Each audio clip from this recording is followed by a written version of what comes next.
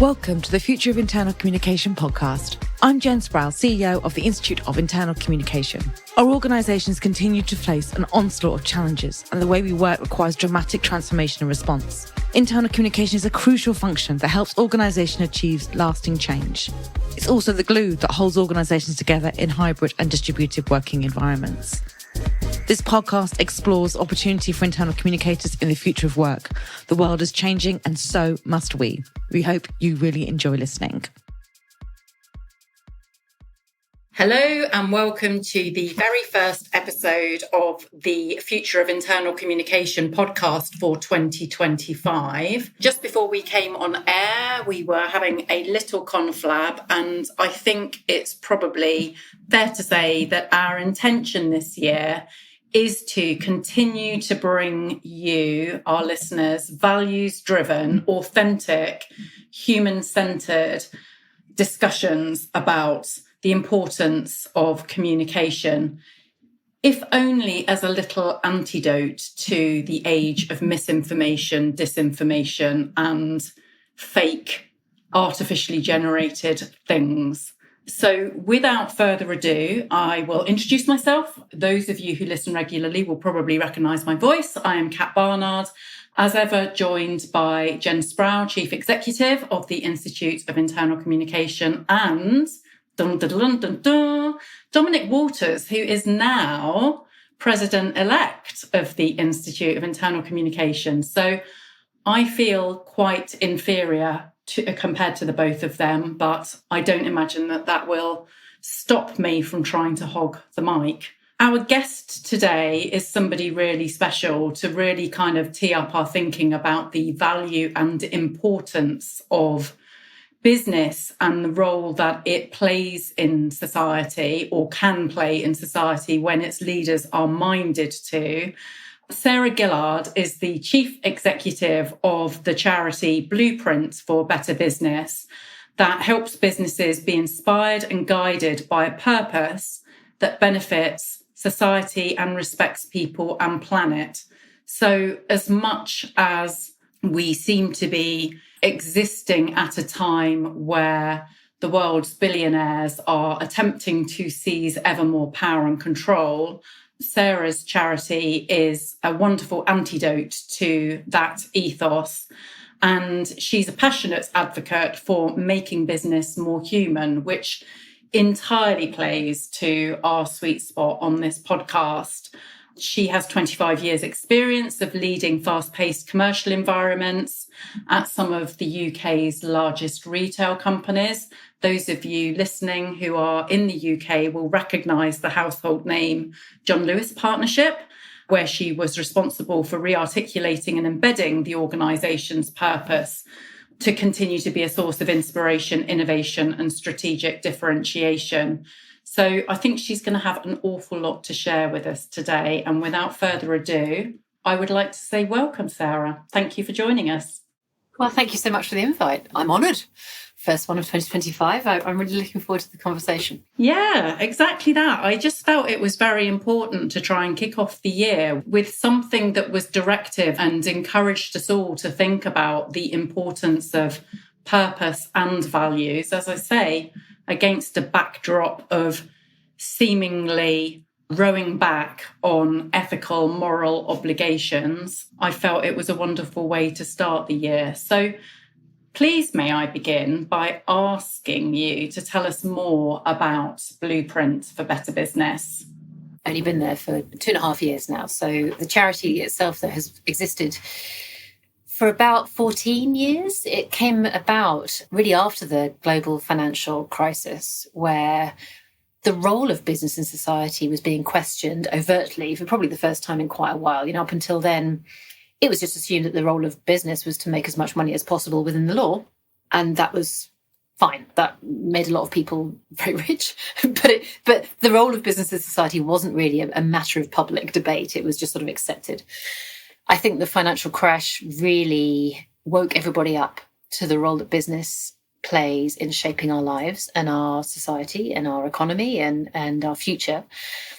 And a number of people at all levels and from all sectors wanted to really question these assumptions that we'd had about the role of business in society.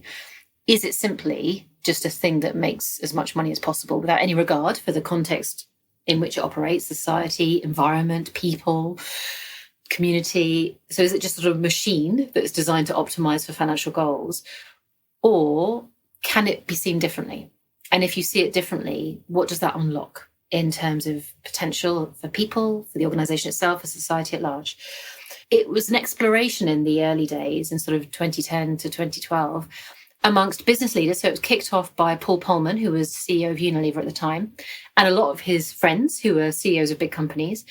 But it also included academics, investors, philosophers, faith leaders, lecturers in ancient wisdom. I mean, it was a very broad-based group of people who were wanting to explore what the role of business in society is, not only because they could see the disconnect between business and society, but because they were experiencing the disconnect in the human heart, as they called it. So people often were feeling like they were coming into work, leaving half of themselves behind at home, their sense of self, their sense of values, because of this very sort of clinical, financially based model of what business was.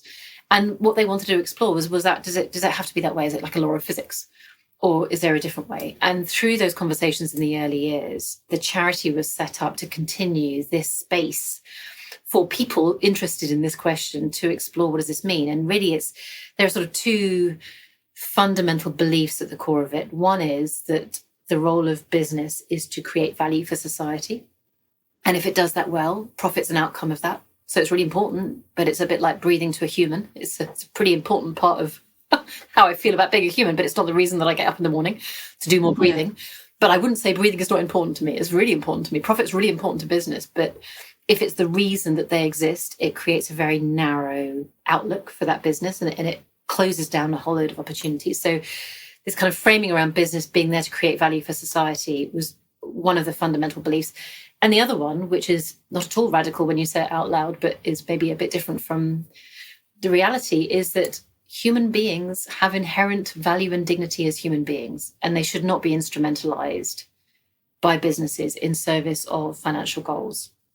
And I think that kind of clarity around how we think about humans, again, it doesn't sound radical when you say it out loud, but when you think about often how business operates, whether it's thinking about its customers or users, whether it's thinking about its employees or assets, whether it's thinking about its supply chain or communities in which it operates in, or future generations even, we can sometimes sort of dehumanize people involved in the great system that businesses operates in. And that has unintended and often very negative consequences. So these two ideas, business creating value for society and humans having inherent dignity, are at the basis of our thinking. And then what we do is work with business leaders and others in the sort of broader system to explore collectively, well, what does that mean? What becomes possible with that framing? And what we see is that it unlocks intrinsic motivation, it unlocks creativity, imagination, new strategic possibilities, new partnerships, new ways of thinking and being and doing that are generative and that create value of all sorts. Economic value, yes, but human value, social value, hopefully natural value, in that it helps us think more specifically around the impact on the natural world. All sorts of different ways in which it generates value, but it's explicitly, we're not consultants, so we don't actually help them do it, which is probably quite annoying for them. We just help them ask better questions and help them see new possibilities, I think is the way to best describe it. So thank you for sharing all of that. And one question that immediately arises, which is very, very topical and very, very live, because it literally has happened in the last 7-10 days, is that various American technology companies have decided to row back on their commitment to diversity, equity, and inclusion, which will inevitably impact on human dignity and potentially cause huge harm to underrepresented, already marginalised groups. And so I imagine that will have been front of mind for you and your colleagues as we've walked into 2025. And I don't want to put you on the spot in any way, but do you have any thoughts or any reflections on those decisions? I know I do, but I'm going to I think the landscape for business leaders to navigate now is extraordinarily complex and contested.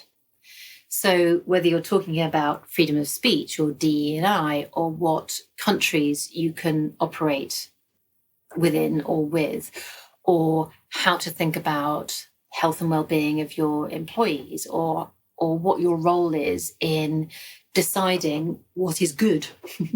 These are really contested areas. And I think in all of these things, there are some ways that we can show up that are likely to lead to outcomes that feel more legitimate.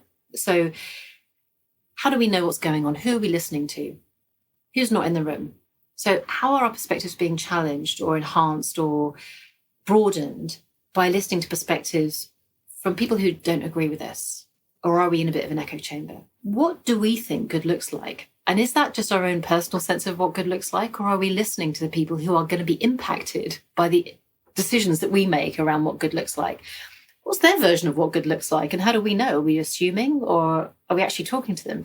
So what role is dialogue and interaction and human connection playing in these decisions and conversations?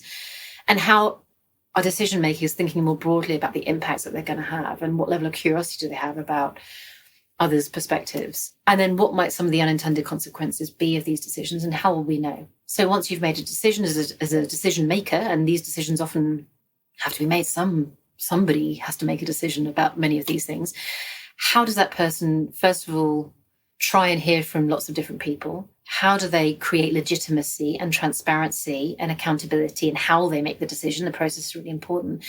And then how do they check that the impact that they thought they were going to have is actually what's playing out, and are there any other unintended consequences that they hadn't anticipated? And then how do they go back and check? So I think there are some general principles about how do we create legitimacy in a very connected, conflicted, increasingly polarized and difficult world that leaders are having to learn how to do, because this is so different perhaps from being a business leader 20 years ago, when really all you had to do was say, here is how it affects my bottom line, here is the impact on the share price, this is my responsibility, everything else is outside of my responsibility. That's just not the case anymore. Society has evolved with very different expectations for business leaders, and business leaders are having to navigate this much more contested landscape. It's really challenging. Just listening to how you say it, and also just what you're talking about in terms of the purpose of and the work that you do at your charity as well, I think would resonate an awful lot with the internal communication profession.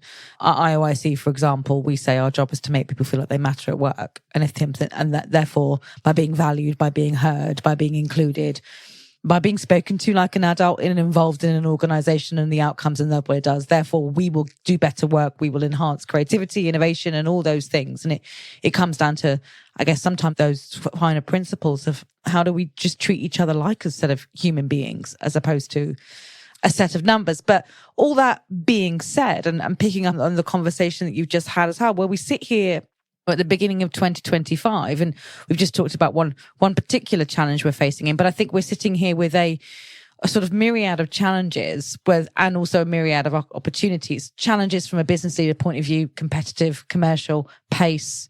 How do we take advantage of technologies and efficiencies? And we're also then rolling back on then our reputation and what we're doing for wider good and society and our planet. And I think in the midst of all of that, whilst there are seen to be many process or policy or clear, as you go back to that kind of finite reason law of physics of business back in the day, well, if we pay less there or pay more here, we'll be okay. I think innately what sits around that is a huge human challenge, and a huge human challenge of how we treat each other, empower each other, enable each other. That none of these things will be achieved without a human collective behind it. And I think that picking up on that, we have a backdrop of tension, of challenges, and lots of content and conversation. So I guess where my ramble is trying to take this question is that how do we, as your charity's goal, perhaps achieve a mindset in organisations where we think about purpose and motivations and humans in a way that does benefit every party, and we can put that human antidote where they might think it's just a financial and task-based decision will fix a problem, where perhaps a more human mindset is needed in business? Yeah, I mean, it's a great question. And again, taking a step back, if you were sort of an alien from outer space to come and look at how we currently do things, it's a bit odd. I mean, first of all, designing an economy to optimize financial goals in the sort of hope that eventually that will lead to human well-being and planetary health, is a bit odd. Why don't you just design one to optimize human well-being and planetary health? That seems like a much more efficient route, is design an economy that actually delivers the outcomes that you're trying to achieve. And then if you looked at human beings in the round, I mean, I know economic theory's moved on a fair bit from this, but the kind of idea of an economic actor as being self-interested, rational, financially motivated, or motivated at least by money, status and power, this very kind of narrow definition of human beings that has been included in economic theory for decades, versus every other study of humans, anthropology, sociology, behavioral science, psychology, neuroscience, whatever. We are way more complicated than that. And we are motivated, of course, extrinsically. Money, status and power is absolutely important, but we are also social beings, as you say. We want to feel like we are connected to each other, that we belong. We are motivated by wanting to achieve something that's bigger than ourselves, bigger than our own lives. We want to feel like what we do matters.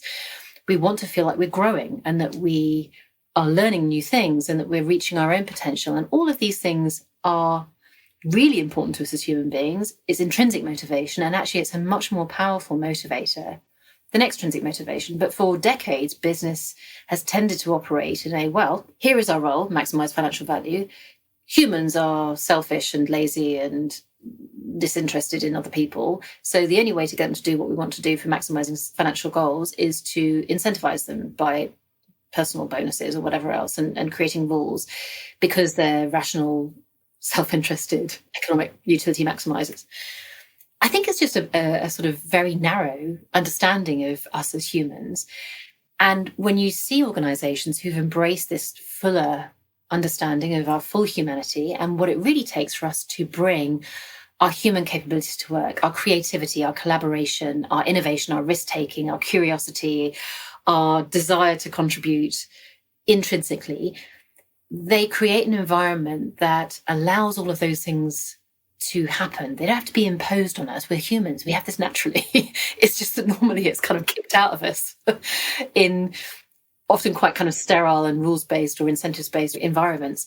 So I actually think it's probably a lot easier than we think it is. It's just that for a long time, we've operated in this slightly artificial business versus the rest of our lives. If you're thinking about maybe buying a house, you don't purely do a spreadsheet on how much pounds per square foot do I get and then maximize that one column. And maybe you do, but you're probably also thinking, but you might also be thinking, well, where do I want to live? What kind of neighborhood do I want? How close is it to the park? Or do I get to the school easily? And where are my friends? And how much sunlight is there in the house? And do I get a nice feeling when I walk in? In any other aspect of our lives, maximize for anything. We're always balancing a whole load of different things. And we're always trying to work out what are the things that are going to help me find joy, meaning, fulfillment, whatever. So it's just kind of odd that we have partitioned business into this slightly narrow, slightly human.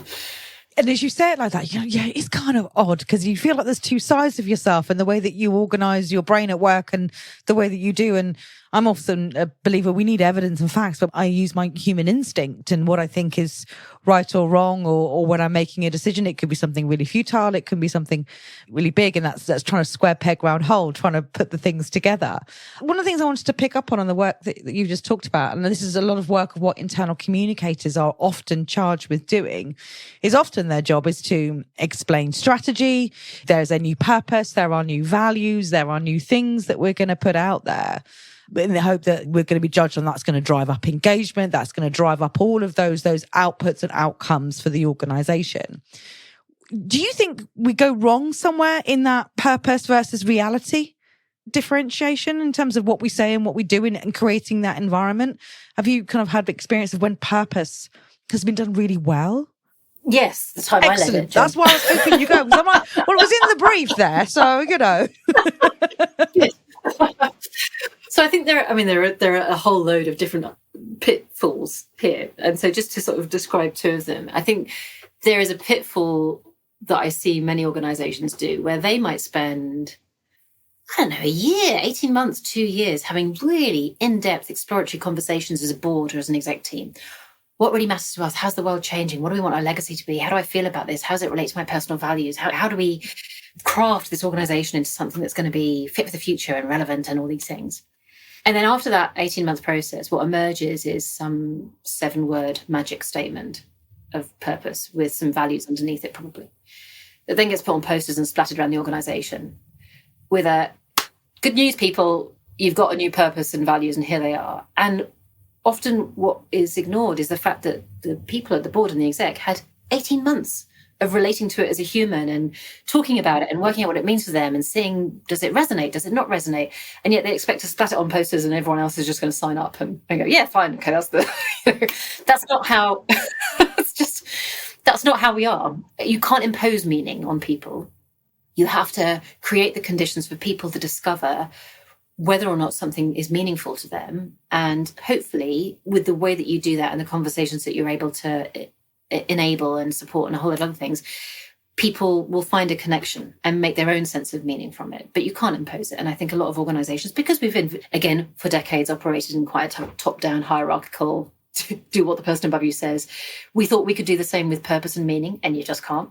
So that, I think, is one massive pitfall. And the other one is often as a result of that process, even if it's done very differently with a big conversations and everyone getting engaged, an organisation can set itself a very deep, profound, meaningful aspiration that bears almost no resemblance at all to what they do and how they do it. Now, there should be some gap, right? Because if the way that you're talking about the purpose of your organisation is just the description of what you do today, I mean, no, that's not really a purpose, that's just a description of what you do today, and it doesn't drive innovation or ambition, it doesn't stretch you, it doesn't make your synapses fire off with, oh, what could this mean that we do? It just describes what you do already.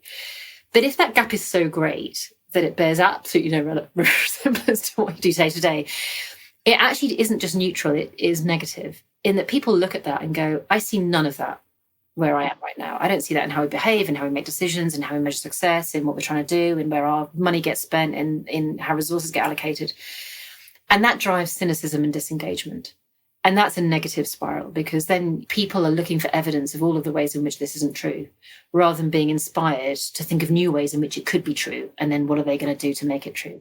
I mean, there are many pitfalls, but those are the two of the big ones that many organizations fall into because they think this can be done the same way as many projects get done, but it's not really a project. It doesn't really fit into the typography that businesses normally are very good at delivering. It doesn't have milestones and checkpoints and measurable deliverables so much, because we're talking about what it means to be human and how you relate to what you do every day and how that feeds your sense of meaning. It doesn't really fit into the Gantt chart template. Well, Sarah, can I pick up on that? Because I saw you speak July 24 at Bath at the Leadership Dialogue session. Oh, great. It was fun, it was. But, and yeah. I have to say, and I don't want to be over complimentary, but I thought you were fantastic because you spoke a different language from many other people who speak about engagement. And that's no reflection on the other speakers on the day, but I think it is a reflection on how we have a conversation about engagement and purpose.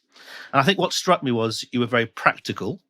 And I like the fact you root everything in the fact that, A, profit is not a bad thing, and B, people have a human dignity. And those two things are very, I think, great fundamental principles to go back to. And I get the impression that sometimes the whole thing around engagement is sullied by the fact that some people say, well, profit's a terrible thing. Any organisation pursuing profit, they shouldn't be doing that. And I think that's not a good way of approaching it. So I guess building on what you've just been talking about with Jen, and I'm making an assumption here that we don't always get the conversation about purpose and engagement right. And in some ways it becomes a little bit ossified and people have hard opinions about it. They don't necessarily break those opinions. So if you accept that premise, what do you think's gone wrong? When we talk about purpose and engagement in general, what have we got wrong and what we need to start doing differently to have meaningful conversations about it? I think it comes down really to fundamental intent. Because again, as human beings, we sense intent. We have intuition. And if just to give you an example, not in the purpose space, but if you imagine two companies, both of whom are going to roll out a employee wellbeing program. One company is doing it because it's done the maths and it reckons it can reduce absent days by 1.2 days over the course of a year on average, and that's going to increase the income by blah, and the ROI therefore of this program is X, and therefore it's hit the business case and ticket gets done.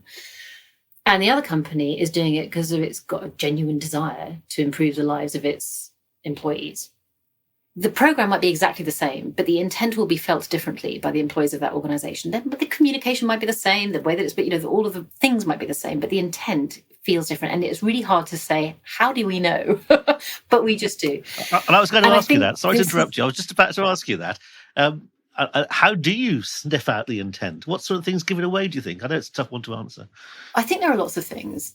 So for a start, to what extent do you see consistency in what's being said and what's being done? So one of the things that often goes wrong is an organization will spend a lot of time and effort and money, whatever, thinking about its purpose statement and say, this is what we're trying to do in the world, but then change nothing.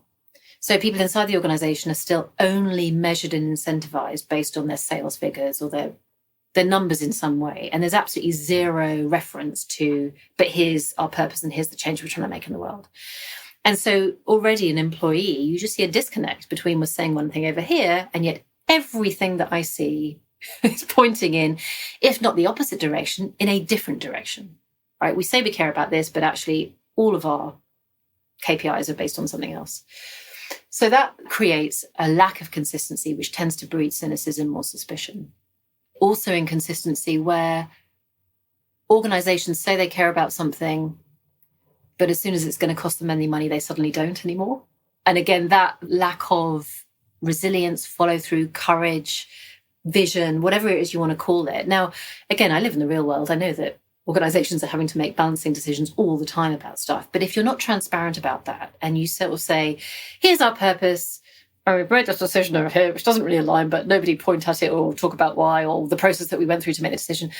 And actually, it's far better to say, here is a challenging decision. Here are the things that we considered. Here is our long-term goal, which we are still very committed to. And here is the decision we've had to make in the short term, acknowledging all of the trade-offs that implies. But we're going to reiterate our commitment to try and progress towards that long-term vision in these other ways. Again, we are all human and we recognize that it's never black and white and it's never perfect. And again, those organizations who I've seen who've kind of gone, we're trying to achieve this. Here are all the ways in which we're failing. Help us. And are transparent about it, get far more trust and advocacy and engagement internally and externally than those who go, everything is awesome, we're perfect, we're doing this fantastic thing, don't look over there. So it sounds like explaining your motives and reasons, explaining the barriers and the challenges you're facing and having conversations about how we can attack them, build trust, but also get people engaged, to use that phrase, but get them more engaged in how they can have a better work life, I suppose. Yeah, totally. I think previously organizations really, for understandable reasons, were focused on optimizing for efficiency. Because the context was relatively stable and what they were trying to do was just do what they were doing, but a bit better. I think the context is now so very disrupted and so unknowable and unpredictable and volatile and all those, acronyms that we all know. Organizations, if they optimize for efficiency, are going to not be resilient. They're going to have to focus on adaptability and trust. And the way that you build adaptability and trust into your DNA as an organization is by increasing transparency, increasing legitimacy for processes, increasing accountability across all levels of the organization, increasing distributed decision-making, which means increasing data and making sure that information is passing. So all of these new ways in which organizations are having to evolve to a very different context, again, comes down to, well, how are you relating to the human beings inside your organization and those outside of it? Are you relating to them as humans and giving them what they needed in order to do their best work? Or are you relating to them as bad robots or financial liabilities or some other version of a sort of less than human? And then you'll get those results. To be honest, it's a leap of faith, right? Because if you've grown up in an environment that's taught you to think about the success of the organization and how to manage in one way, it feels like a big leap of faith to say, well, all right, I'm going to show up differently. I'm going to lead differently. I'm going to make decisions differently. I'm going to be much more open and transparent and whatever. That feels risky. But I guess the pitch, which is becoming increasingly, relevant, is that might have worked in the past, but the future looks pretty different to the past. The present looks pretty different to the past. So what got you here is not going to get you there. And what it takes to thrive in that very disrupted future is probably going to require some new skills. And so learn them quickly. Just pick up what you were saying there. I get the impression, and we were talking about this previously, that the word purpose and the word engagement are becoming boo words. They're becoming negatively accepted, I think. So what can we do to try to overcome that? Because I'm picking up on what you're saying about the whole thing about better business, about the quality of work, etc. How can we help get over that negative perception? Well, we knew this was going to happen. Basically, every word at some point gets hollowed out by overuse or cynical use or whatever else. I think choosing the language that is relevant to the context in which you're in is really important, and that's going to be different for different people. The language that I find is often less rejected is stuff around what has meaning. What's a meaningful challenge for this organisation to tackle? How do you find meaning in the work that you do? What are you going to find meaningful when you look back on the impact that you had? Again, as humans, we are meaning-seeking individuals. This isn't an unusual concept for us, but applying that to what we do in our organisations can help people bridge that gap between who am I as a person, what do I care about, and then what does my business do and how does it make money? And what we're looking for is ways of people authentically and themselves, rather than it being told to them, finding a link between those things.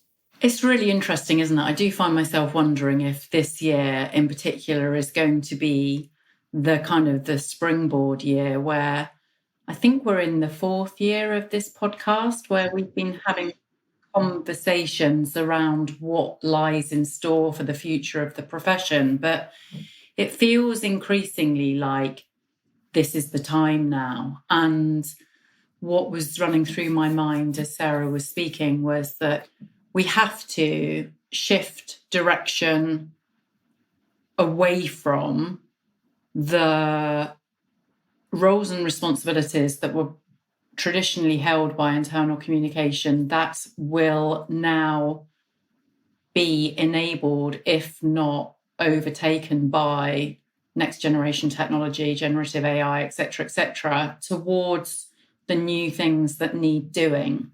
And I feel, and I felt this for a long time, that internal communication is so much more than singularly kind of content and channels and circulating mandated dogma from the exec or whatever those messages are. There's something really fundamental here about how we achieve shared consensus on the things that matter. And one of the things, when you were talking there, Sarah, I was thinking, how do we build shared meaning?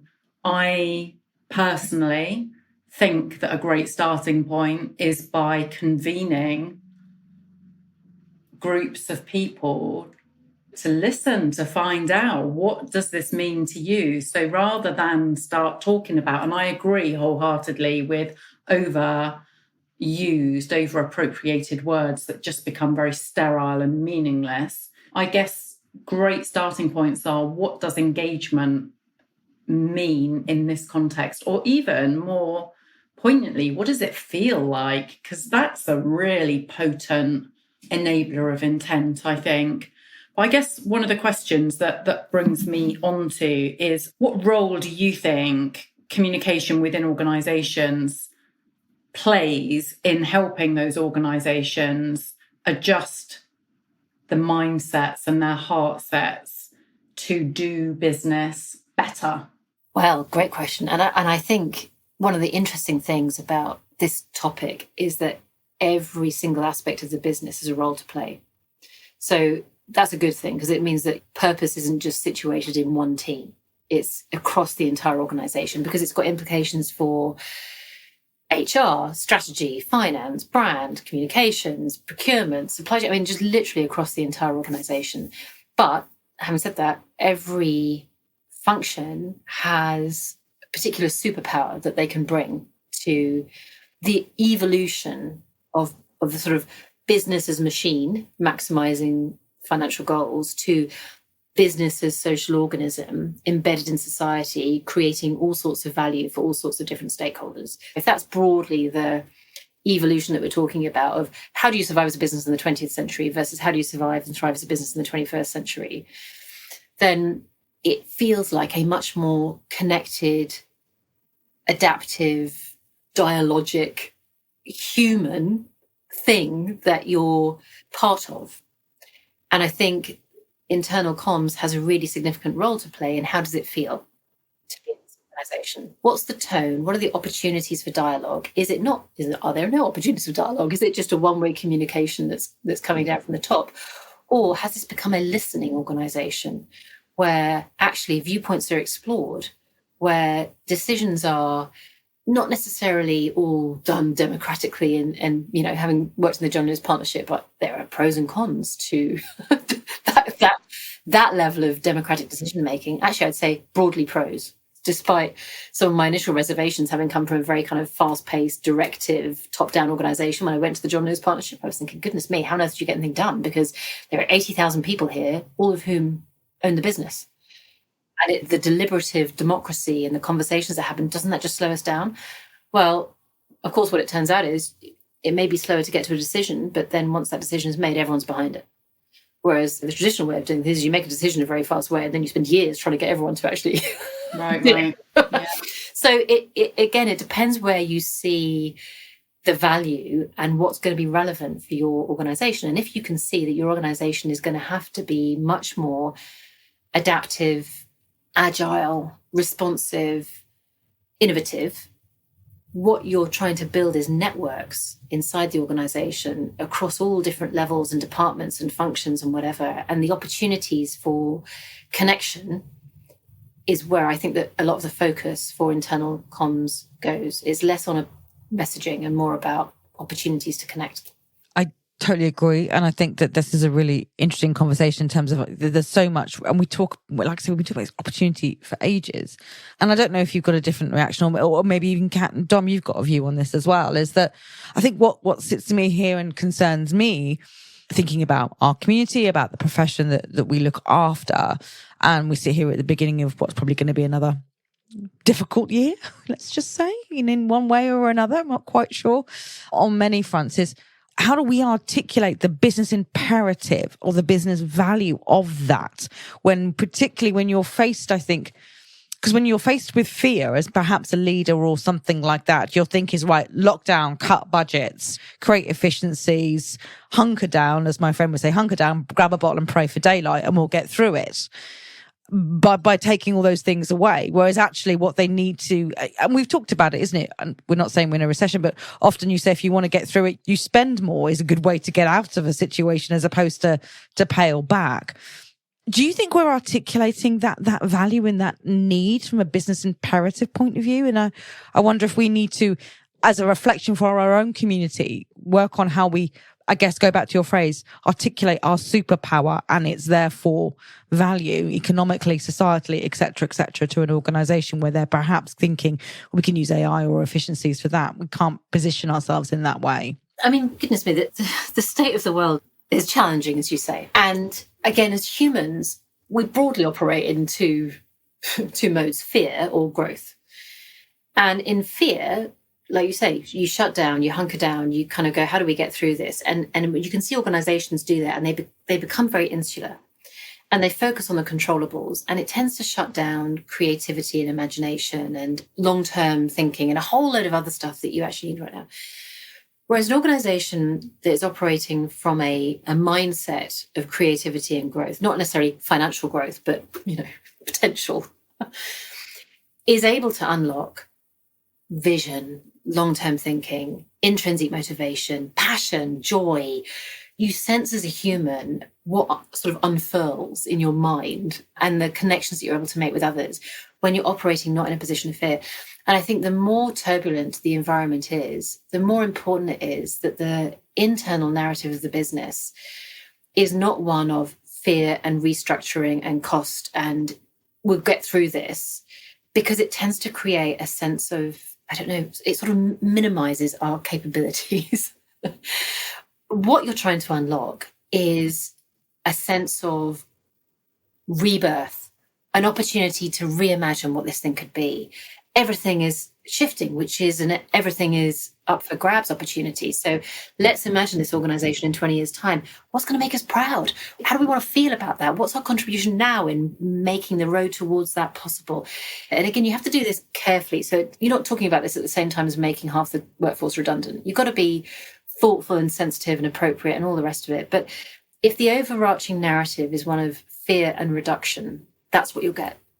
I think if the overarching narrative is one of transformation, reimagining, a new future, a different way of interacting with people, the world, the planet, society, it can inspire people to do extraordinary things. I mean, we have literally all lived through an extraordinary global pandemic where nobody inside a business was told, innovate on behalf of your customers to make sure that they're healthy and you'll get a big bonus. But people did it anyway, right? Because they were powered by a sense of, I can improve the situation here and I really want to, and I'm going to throw myself at it in whatever way I can. And we saw extraordinary things happening in every single business, new ways of working, new collaborations, reinventing a factory to manufacture a whole lot of things that never thought possible. Incredible innovation, because people were intrinsically motivated by a sense of how can I help, rather than what's in it for me, or what am I being told to do, or what might I get in trouble for, or what's my bonus dependent on. That just didn't even feature. So we've seen it. We know it's possible. What might all of that energy do if it was directed at building a better future rather than surviving a turbulent present? Sarah, we've covered a huge amount, and we've looked in detail at how internal communicators can help achieve better business. And I love some of the phrases like unlocking joy and helping start to plan the future, the rebirth, helping to establish the narrative around the rebirth, establishing a listening organisation. There's a huge amount for us to consider here. So I'm going to ask you a tough question. Great. So one of the things we aim to do in these podcasts is to equip internal communicators to have great conversations with their senior leaders. So bearing that in mind, what one thing out of all that we've discussed do you think you would like them to take away from this conversation, for our listeners to take away from this conversation? So this is going to sound probably just like naively basic, because you're all experts and I am definitely not in internal communication. I think genuinely it comes down to what matters to you as a human, not as a leader or a finance director or a head of whatever. What matters to you as a human, and what do you really care about? And then how do you translate that into what is it you're going to do? Find out also what matters to other people, because what matters to them might be different to what matters to you, but you need to harness their sense of meaning in order to achieve extraordinary things. Businesses are just groups of people coming together to achieve stuff they couldn't do on their own. So let's remember that and go, right, well, we're just a whole load of interesting human beings with all of our own stories and narratives and whatever else. But we've come together to achieve something collectively that we can't do on our own. What is it? And how do we find meaning in it? But I think it genuinely starts with what matters to you as a human. And going back to that alien from outer space, the environments that we tend to create in business don't really allow us to be fully human. And I think I'd probably just start there, because amazing things happen when we show up as human beings. So it sounds like asking some fundamental questions. Totally. And ideally, not in the corporate setting.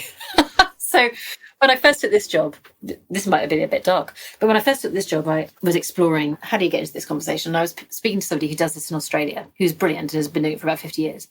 And I said, how do you do this? And he said, well, I take a CEO to the top of a mountain or a beach at sunset or sunrise, and I talk to them about death. And I was like, oh, right, okay, that's a method.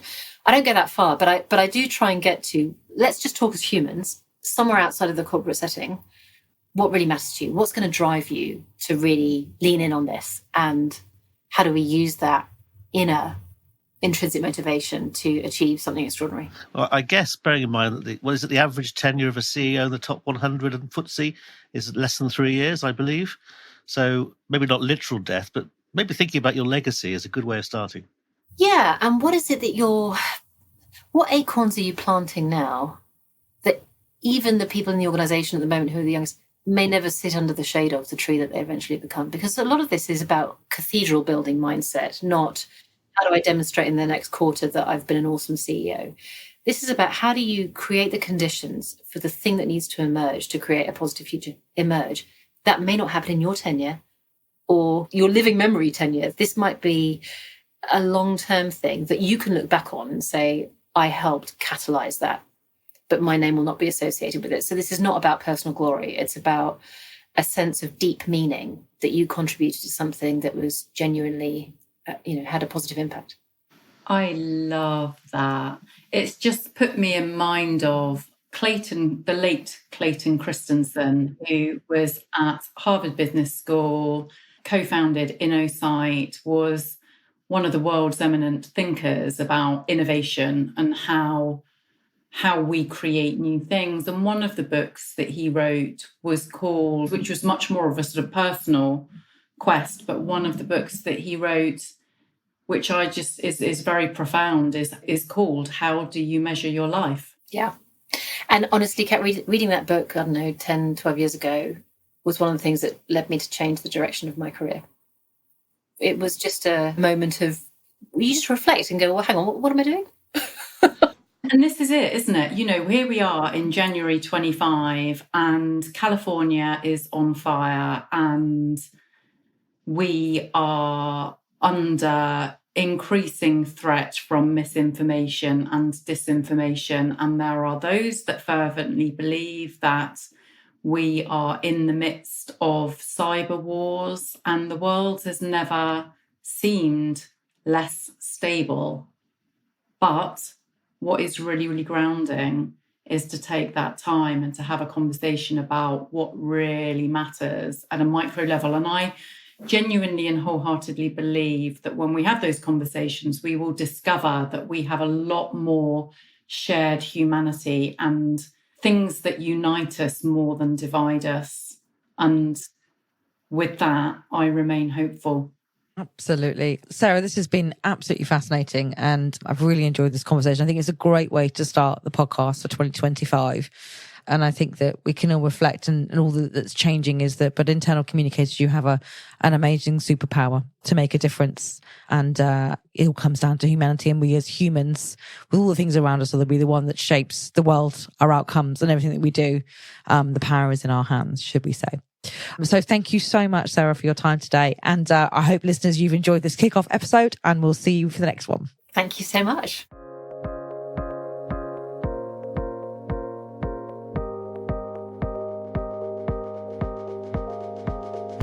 We hope you've enjoyed this podcast episode. If you have, please like it and share it on your preferred digital channels. Help us spread the word to build a better, more connected and inclusive future of work.